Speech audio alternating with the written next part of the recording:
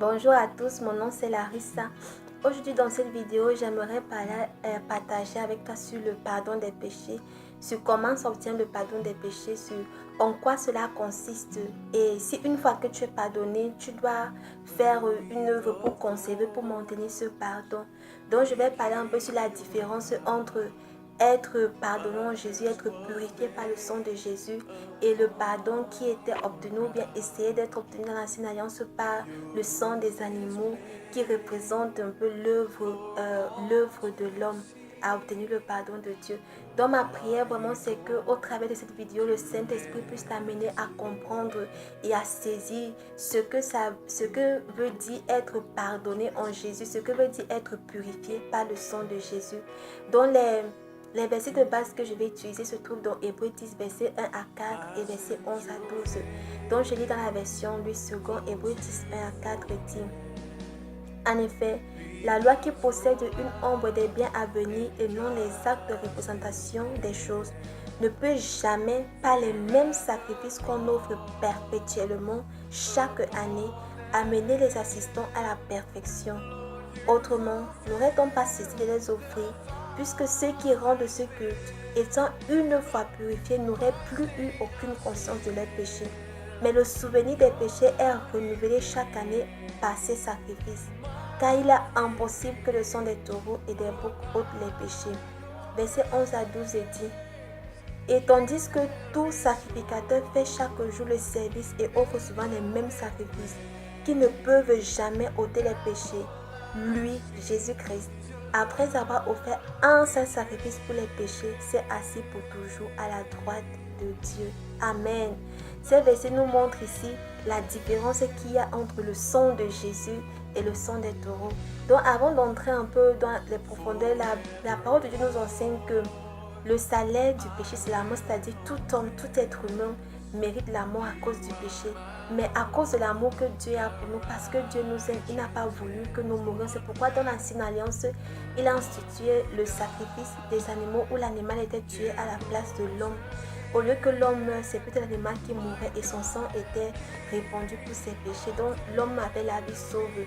Mais comme la Bible nous enseigne, Dieu nous enseigne dans sa parole que ces sacrifices ne pouvaient pas vraiment atteindre l'objectif qui était de libérer, qui était de rendre l'homme juste. Parce que c'était une offrande offerte par l'homme. Chaque fois que tu avais péché, tu devais apporter une nouvelle offrande. C'est l'homme qui apportait l'offrande, ce qui représente un peu l'effort de l'homme, la force de l'homme, les œuvres de l'homme. Et l'homme ne peut pas être justifié par ses œuvres, mais plutôt par la foi en Jésus. Donc, vu que ces péchés, vu que ces sacrifices ne pouvaient pas ôter les péchés, c'est pourquoi il devait être répété continuellement. Et le fait que ce sacrifice était répété amenait l'homme à se rappeler toujours de sa condition de pécheur, de qu'il était injuste et qu'il ne pouvait pas s'approcher librement devant Dieu. Et concevait toujours l'homme dans la prison du péché. Chaque fois que Dieu regardait l'homme, malgré qu'il avait offert le sacrifice, il voyait toujours le péché parce que le sang des animaux couvrait juste partiellement, mais ne n'ôtait pas complètement le péché devant Dieu. Et puisque Dieu nous a créé à son image, à sa ressemblance, et en Dieu il n'y a point de péché, alors Dieu ne veut non plus que nous demeurions dans ce péché. C'est pourquoi il fallait offrir un sacrifice supérieur à celui que l'homme offrait, un sacrifice qui était capable de libérer, de purifier, d'ôter complètement le péché en l'homme. C'est pourquoi Jésus est mort sur la croix. Alléluia. C'est pourquoi Jésus est venu sur la terre et il est mort pour toi, pour moi. Et ce nouveau sacrifice qui est représenté en Jésus, qui est représenté à la personne de Jésus, c'est un sacrifice qui a été offert par Dieu, à différence du premier, de l'autre sacrifice que l'homme offrait.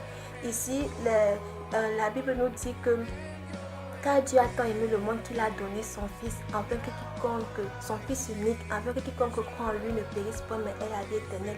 Ici, l'offrande a été offerte par Dieu. Ce n'est pas l'homme qui a offert Jésus, mais c'est Dieu qui a offert l'offrande.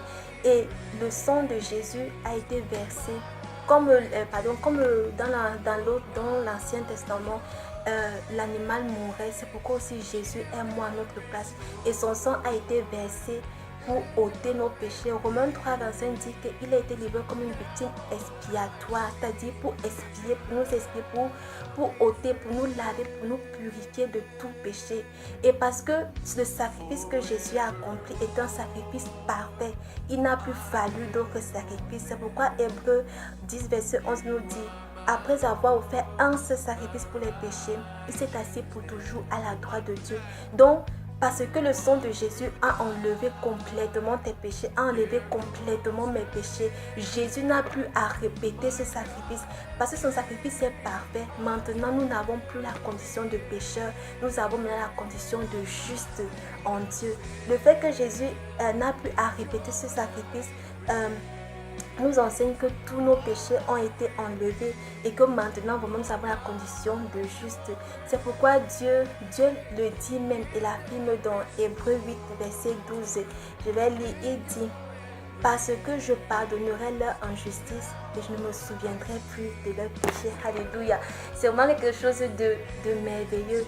Le sang de Jésus n'est pas le sang des animaux. Le sang de Jésus, ce n'est pas comme tes œuvres que tu dis que tu fais ceci, Dieu va me pardonner comme ça. Non, le pardon s'obtient seulement par le sang de Jésus.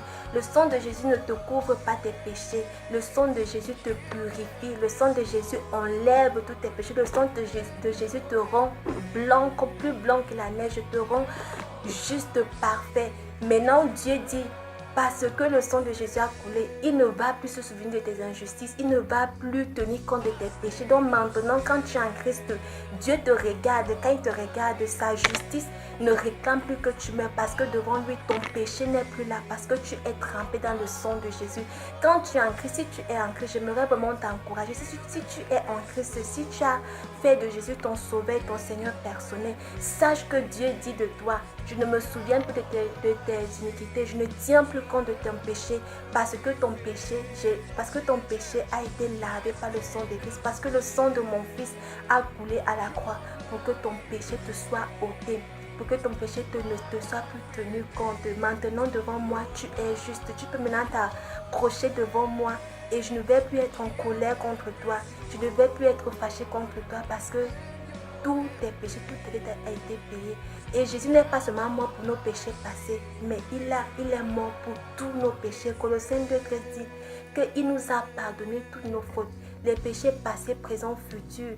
Même si tu tombes, sache que le sang de Jésus coule encore jusqu'à aujourd'hui et te purifie encore de tes péchés. Sache que Dieu ne voit plus ton péché, mais il voit le sang de Jésus qui te lave, qui te purifie toujours.